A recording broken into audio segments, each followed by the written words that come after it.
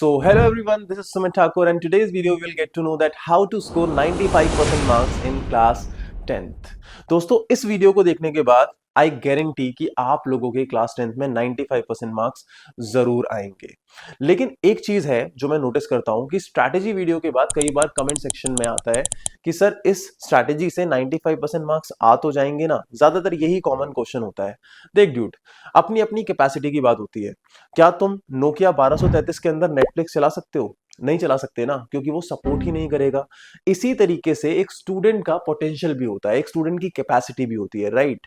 अगर आपके पास होने के वादे हैं प्री बोर्ड के अंदर और आप फेल हो रहे हो, तो क्या आपके लिए पॉसिबल है कि आप अभी एक महीना पढ़ के 95% मार्क्स लेके आ जाओ? कई सारे लोग बोलेंगे हाँ ले आओगे, लेकिन मुझे नहीं लगता, क्योंकि कैपेसिटी की बात होती है। वो बात अलग है अगर आपने पढ़ाई पे ध्यान ना दिया हो और आपके अंदर कैपेसिटी हो तो अगर आप पास भी नहीं हो रहे तो आप इससे 70 टू 80% तक पहुंच सकते हो।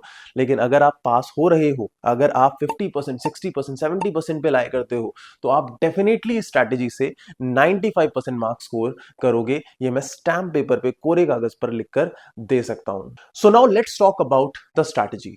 Point number 1, know your position. सबसे पहली चीज है आपको यह जानना है कि what is your actual position now. आप कितना पानी में हो और कितना पानी से बाहर हो। आपने कितना कंप्लीट कर रखा है सिलेबस और कितना आपने नहीं कर रखा है। तो यहाँ पे चार चीजें हैं जो बहुत ज्यादा इंपॉर्टेंट है अगर आप 95% मार्क्स स्कोर करना चाहते हो। सबसे पहली चीज होती है NCERT. NCERT is the goddess. खोल के पी जाओ इसको। समझ में आ गई बात? तो यहाँ पे एनसीईआरटी बहुत बड़ा रोल प्ले करेगी। दूसरे नंबर पे आते हैं आपके एडिशनल रिसोर्सेज, जिसके अंदर मैथ्स में आर डी शर्मा, साइंस में आपके पास कोई मटेरियल है, आपके टीचर ने आपको कुछ दिया है, इंग्लिश के अंदर आपके पास कुछ मटेरियल है, सोशल साइंस में आपके पास मटेरियल है। ये सेकंड नंबर पे आता है। तीसरे नंबर पे आते हैं PYQs, it means previous year questions, जो आपको करने होते हैं। और चौथा और सबसे इंपॉर्टेंट स्टेप होता है and that is mock test या फिर सैंपल पेपर्स को अटेम्प्ट करना। कई बार हम लोगों ने सिलेबस पूरा कर रखा होता है लेकिन फिर भी हमारे एट द एंड मार्क्स नहीं आते, क्योंकि हम पेपर को ही पूरा कंप्लीट नहीं कर पाते। क्यों नहीं कर पाते? क्योंकि हमें प्रैक्टिस ही नहीं होती है 3 घंटे में एग्जाम के बैठने की, साथ के साथ पूरे पेपर को अच्छे से कंप्लीट करने की। तो आपको इन चार चीजों को करना होगा। तो सबसे पहली चीज, नो योर पोजीशन, कि आपकी पोजीशन क्या है और आप कौन से नंबर पे अभी हो। Step number 2, get your resources. Strategy के अंदर सबसे पहले नंबर पे ये पता चलने के बाद कि मैं कितना पानी में हूं और कितना पानी के ऊपर हूं, मेरे लिए ये बहुत ज्यादा इंपॉर्टेंट है कि मेरे पास रिसोर्सेस हो पढ़ाई करने के लिए, कि यार मैं पढ़ूं तो पढ़ूं कहां से।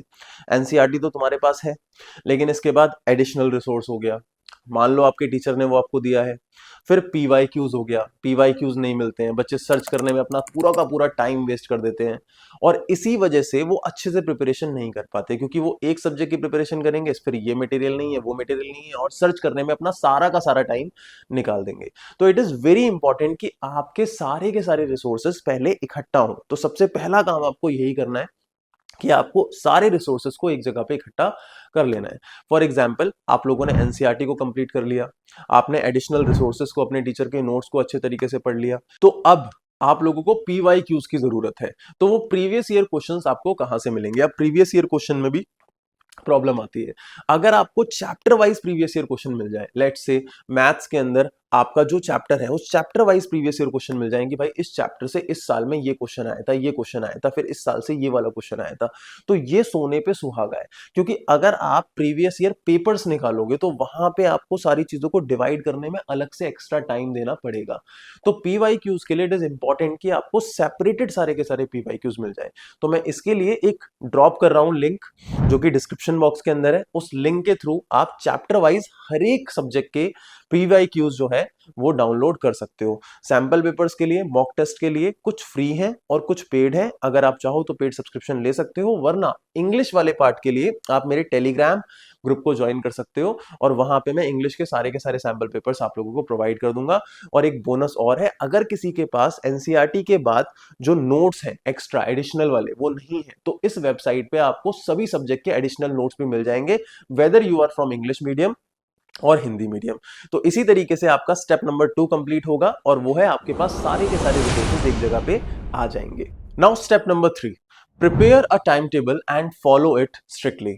सबसे पहली चीज, जो भी बच्चे यहाँ पे कहते हैं सर मेरे से टाइम टेबल फॉलो नहीं हो पाता, वो तो यहाँ से सबसे पहले भाग जाओ। भाई टाइम टेबल बहुत इंपॉर्टेंट है, it plays a crucial role in scoring 95% marks. क्योंकि टाइम टेबल से, एक बहुत अच्छे टाइम टेबल से क्या होता है, आपकी ओवरऑल पढ़ाई बैलेंस होती है। 95% मार्क्स आपके क्लास 10th में तब नहीं आने वाले जब आपके सिर्फ मैथ्स में 95 आ गए या सिर्फ साइंस में 95 आ गए। जब आपके सारे सब्जेक्ट्स में 95% आएंगे तो जाके आपका एग्रीगेट 95% आएगा। तो उसके लिए इट इज इंपॉर्टेंट कि सारे सब्जेक्ट्स को बैलेंस तरीके से पढ़ना है। बैलेंस तरीके से पढ़ने का मतलब ये बिल्कुल भी नहीं होता कि अगर मैं 2 घंटे मैथ्स को दे रहा हूं तो 2 घंटे इंग्लिश को भी दूंगा, 2 घंटे साइंस को भी दूंगा। यहाँ पे मैटर करता है कि मेरी स्ट्रेंथ क्या है और मेरी वीकनेस क्या है। तो मेरी वीकनेस को मुझे ज्यादा टाइम देना होगा और मेरी स्ट्रेंथ को थोड़ा सा कम टाइम देना होगा। लेकिन एट द एंड ये इंपॉर्टेंट जरूर है कि मेरे पास एक वैलिड टाइम टेबल हो। लेकिन कुछ बच्चों को लगता है कि सर मैं टाइम टेबल बनाऊं कैसे, मेरे को समझ नहीं आता। तो उसका सॉल्यूशन मैं आप लोगों को दूंगा। आपको टाइम टेबल कैसे बनाना है? टाइम टेबल बनाने के लिए सबसे पहली चीज होती है कि नो योर फ्री टाइम, कि आपके पास फ्री टाइम कितना है। तो हम मान के चल रहे हैं कि अभी आप स्कूल नहीं जा रहे हो, तो आपके पास मैक्सिमम से मैक्सिमम टाइम है अपनी पढ़ाई के लिए। लेकिन अगर किसी बच्चे को लगता है मेरे पास कम टाइम है, तो यार देख, अगर तेरे को 95% मार्क्स लाने हैं ना, तो तुम्हें मिनिमम मिनिमम 5 घंटे तो दिन के निकालने ही पड़ेंगे, 5 घंटे तो डिवोट करने ही पड़ेंगे। अब वो तुम्हारे ऊपर है कि भाई तुम उसमें गैप दे रहे हो, और अगर तुम कंटिन्यू रख रहे हो तो एटलीस्ट उसमें 10 से 15 मिनट का ब्रेक होना चाहिए हर एक 3 से 4 सेशन के अंदर। समझ में आई बात? तो सबसे पहली चीज है know your free time. Time table में दूसरी चीज है, आप लोगों को फिक्स करना है अपना टाइम, कि मुझे किस टाइम पे किस डेज के अंदर कौन सा सब्जेक्ट करना है। जो भी सब्जेक्ट आपके वीक है, अगर आपको लगता है मेरे को मैथ्स में साइंस में दिक्कत है, तो आप उनको रेगुलर पढ़ सकते हो। अगर आपको लगता है मेरा इंग्लिश बहुत ज्यादा स्ट्रांग है, तो आप उसे हफ्ते में 3 दिन पढ़ सकते हो। एसएसटी बहुत स्ट्रांग है तो हफ्ते में 3 दिन पढ़ सकते हो। एसएसटी में दिक्कत है तो उसे रेगुलर पढ़ सकते हो। तो ये आपके ऊपर है कि आप किस तरीके से अपना टाइम टेबल बनाओ। अगर आपकी क्लासेस चल रही हैं कि जो कि हफ्ते में 3 दिन है, मंडे वेंसडे फ्राइडे आपकी इंग्लिश की क्लास होती है, आपका टीचर आपको पढ़ाता है, तो आप उसका टीटीएस में रख सकते हो, ताकि एमडब्ल्यूएफ के अंदर आप अपने टीचर से डाउट पूछो। तो आपको क्या करना है, सभी सब्जेक्ट्स को एक पर्टिकुलर टाइम पे फिक्स कर देना है। जैसा मैंने बताया, 5 घंटे लगातार भी कर सकते हो, या मॉर्निंग में एक स्लॉट कर सकते हो, आफ्टरनून में एक स्लॉट कर सकते हो, इवनिंग में एक स्लॉट कर सकते हो। लेकिन अगर लगातार करोगे तो उसमें ब्रेक्स जरूर होने चाहिए, जैसा मैंने बताया, वरना आपका दिमाग थक जाएगा और थकेले दिमाग से तुम 95% मार्क्स लेके नहीं आ सकते। और टाइम टेबल में तीसरी चीज है रिकॉर्ड योर प्रोग्रेस। कई बार हम टाइम टेबल फॉलो कर रहे होते हैं, लेकिन एट द एंड वो पूरा फॉलो नहीं होता, क्योंकि हम कॉन्फिडेंट नहीं होते चीजों को लेके कि विल इट वर्क, क्या ये वर्क करेगा। हमारे को हमेशा डाउट रहता है। तो हमें क्या करना है, जैसे आज डे 1 है टाइम टेबल का और मैंने अपनी पढ़ाई स्टार्ट कर दी है, तो मुझे उसे रिकॉर्ड करना है कि डे 1 पे मैंने ये चीजें कंप्लीट कर ली हैं। तो जब वो दोबारा सब्जेक्ट आएगा जिस टाइम पे भी, तो आप देखो पहले मैंने ये कर लिया था। तो इससे आपका कॉन्फिडेंस बूस्ट होगा कि यार इतना मेरा हो गया है, इतना मुझे और आगे करना है। लेकिन उस टाइम टेबल के अंदर आपको पढ़ना क्या है, जो आपके स्टेप्स मैंने बताए थे कि भाई सबसे पहली चीज है एनसीईआरटी कंप्लीट करनी है, फिर एडिशनल नोट्स है, फिर पीवाईक्यूज है। तो जिस स्टेप पे आप हो उसी स्टेप के हिसाब से आपको आगे की तरफ बढ़ना होगा हर एक सब्जेक्ट के अंदर। And this is how you will get a proven time table, जिससे आपके बहुत अच्छे मार्क्स आएंगे।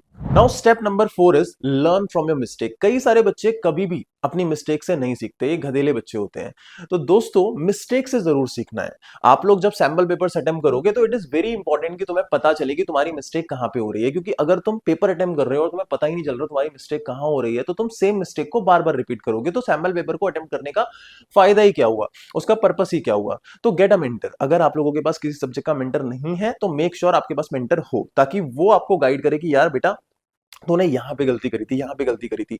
जब आपको गलती पता चल जाए तो उनको ठीक करके भी लिखना है, ताकि यू मेक श्योर कि ये गलती दोबारा से रिपीट ना हो। अगर आपके पास मेंटर है तो ठीक।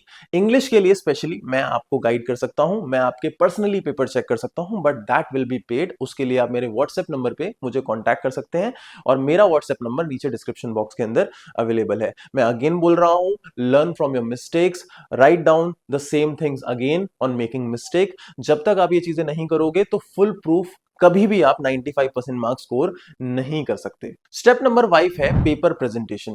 Guys sometimes we don't really perform well, पर हमारा पेपर ब्यूटीफुल अपीयर होता है, और it is really very very important. और तो क्या हो, जब हमने करा भी बहुत सॉलिड है और वो अपीयर भी बहुत ही ज्यादा सॉलिड हो रहा है।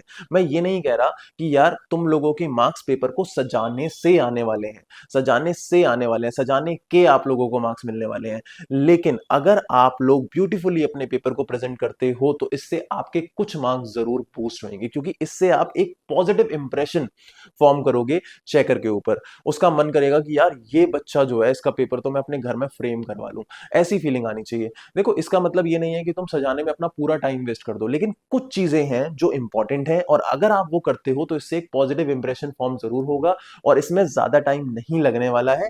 ये साथ के साथ ही होती हैं, तो मेक श्योर आपको इन चीजों को जरूर करना है। ठीक है, प्रेजेंटेशन के मार्क्स नहीं होते, लेकिन प्रेजेंटेशन से मार्क्स होते हैं। तो आपको मार्जिन खींचने हैं दोनों तरफ, जो कि पेंसिल से खींचने हैं। आपको हेडिंग्स देनी है हर एक क्वेश्चन की। एग्जांपल के लिए अगर आप रीडिंग स्किल्स कर रहे हो इंग्लिश में, तो रीडिंग स्किल्स आपको हेडिंग डालनी है। अगर आप लॉन्ग क्वेश्चन कर रहे हो तो आपको लॉन्ग क्वेश्चन हेडिंग डालनी है। कोशिश करो ऑल्टरनेट पेन यूज करो, एक जेल पेन ब्लू, एक बॉल पेन ब्लू। तो अगर आप बॉल पेन राइटर हो तो जेल पेन से अपनी हेडिंग्स आप लिख सकते हो। ब्लैक पेन का यूज बोर्ड के अंदर अलाउड नहीं है, तो मेक श्योर आप ब्लू जेल पेन ही यूज करोगे एज एन ऑल्टरनेट पेन अपनी हेडिंग्स के लिए। फिर इसके बाद आती है तीसरी चीज। दोस्तों, तीसरी चीज है आपको इंपॉर्टेंट पॉइंट्स को हाईलाइट करना है। हाईलाइट करने के लिए नहीं है कि हाईलाइटर से कलर कर देना है, आपको पेंसिल से जो जो पॉइंट्स इंपॉर्टेंट लग रहे हैं उसके नीचे ऐसे से लाइन खींच देनी है, जिससे वो पॉइंट्स आपके हाईलाइट हो जाएंगे और टीचर को वही इनपुट दिखेगा जो उसकी की के अंदर गिवन होगा। और अगर वो सेम वहां पे अपीयर होगा तो आपको पूरे पूरे मार्क्स मिलेंगे उसके अंदर। और चौथी इंपॉर्टेंट चीज है कि आपको क्लियरली लिखना है और अपने पेपर में बिल्कुल भी मेस क्रिएट नहीं करना है, बहुत ज्यादा कटिंग नहीं करनी है। अगर आपका क्लीन पेपर है, उसमें ज्यादा कटिंग नहीं है, तो वो बहुत ही अच्छा पेपर माना जाएगा। क्योंकि कई सारे लोगों की राइटिंग अच्छी नहीं होती, बट अगर वो क्लियरली लिखें तो वो भी एक अच्छा इंप्रेशन फॉर्म करता है। दोस्तों, अगर आप ये सारी की सारी चीजें करते हो तो आपके पेपर का लास्ट इंप्रेशन होगा फैंटास्टिक। दोस्तों, I hope you have got to know something with my video. और अगर आप इंग्लिश का सिलेबस कंप्लीट करना चाहते हैं तो मेक श्योर आप मेरे चैनल को सब्सक्राइब कर लें। मेरे चैनल पे पूरा का पूरा इंग्लिश का सिलेबस आपको मिल जाएगा। और इसी तरीके की वीडियोस के लिए लाइक, शेयर एंड सब्सक्राइब।